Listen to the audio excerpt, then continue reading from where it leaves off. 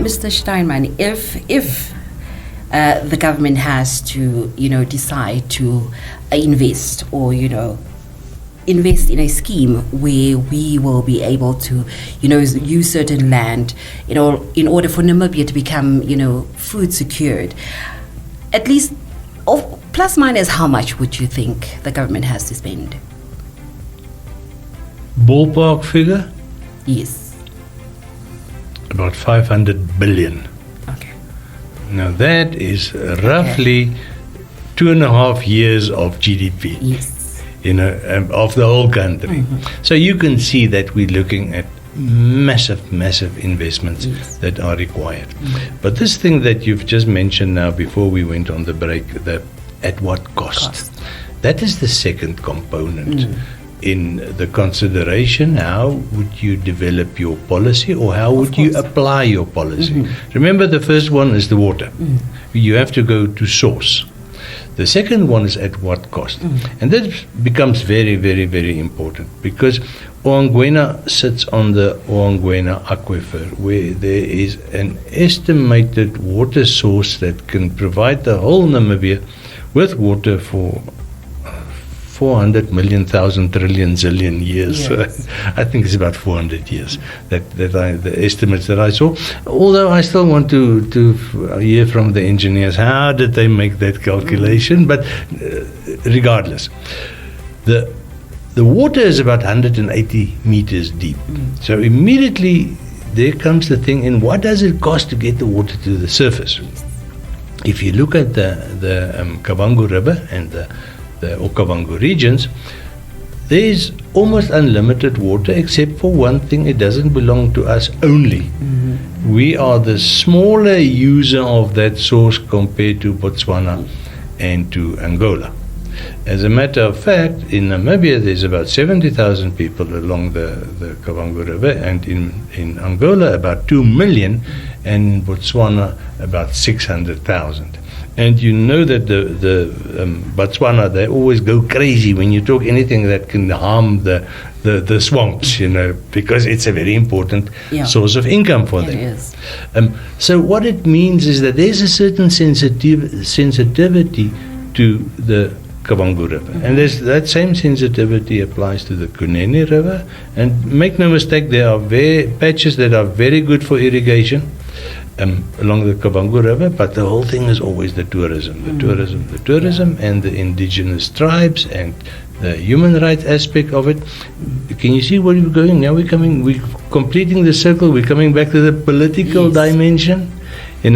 So we think it's straightforward. There's a river, go put a pump in, get a tractor, plow the land, put in the seeds. Not that easy. If it were that easy, we would have started doing it 30 years ago. This is the whole thing about that combination of where is the water, how much will it cost us to prepare the land, it's part of the input cost. Yes. So Oangwena water obviously will be much more expensive than Kavango water or Zambezi water. And then the third thing, again, it's a political dimension, but it is now external.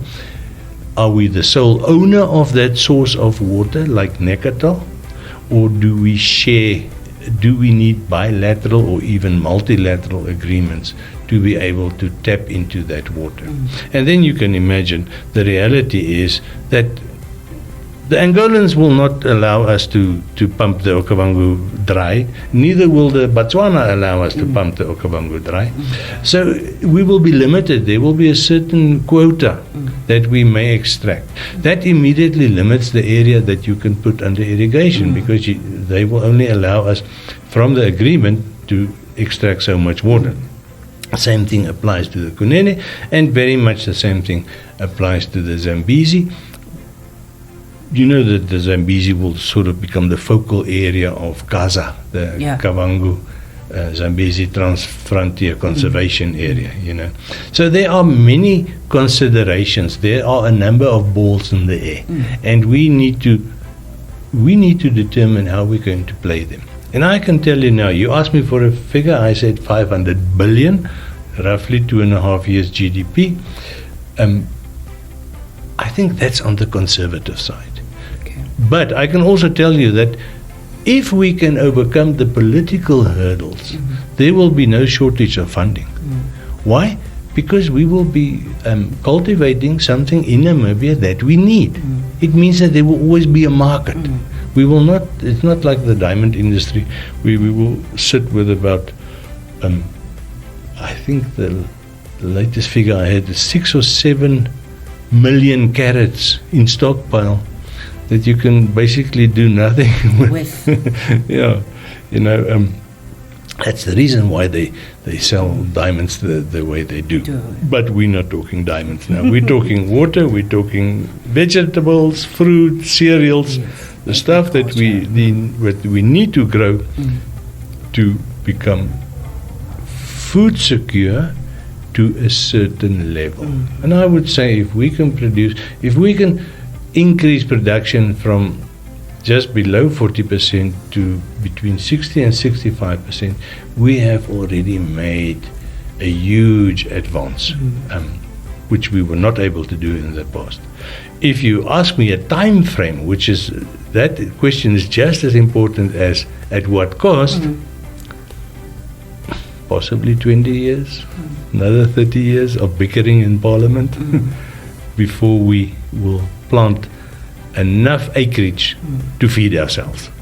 Well, 20 to 30 years ain't actually that long, and I hope that the bickering can stop in Parliament so that we can get working. And on that one, Mr. Daniel Steinman, thank you so much for coming in, and thank you so much to our listeners for keeping it locked to the Power Station Energy 100.